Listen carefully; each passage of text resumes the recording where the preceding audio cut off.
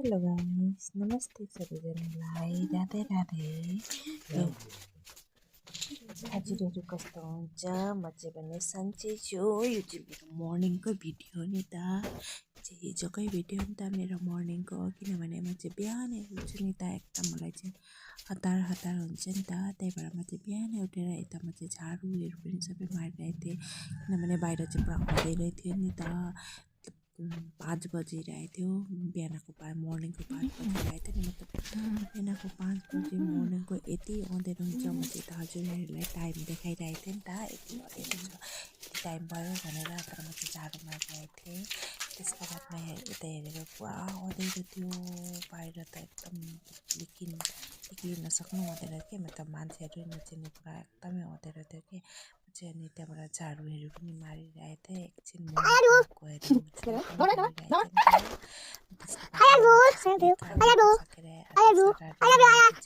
थियो नि त।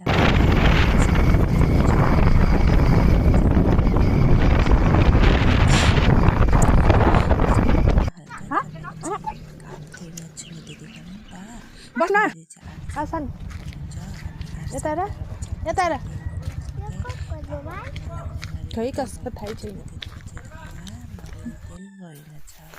अनि हामी त स्कुलहरू पढ्दा नि यता घर पनि जाऊँ भनेर गइरहेको थियौँ। पथार गइरहेको थियौँ आमा छोरी। यता चाहिँ पथारमा ठुलो पोखरी खन्नुभएको छ नि त।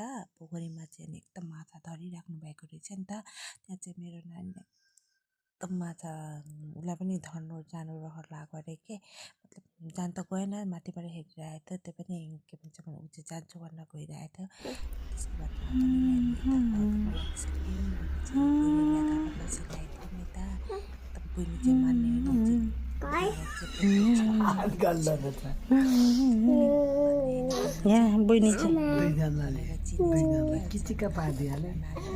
केटाकेटीले सानो काटेर चिनिहाल्छ नि। त्यही भएर बहिनीले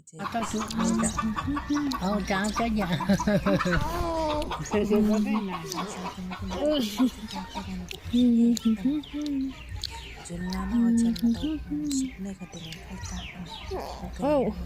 खालि नानी अलि घुराउनु मात्रै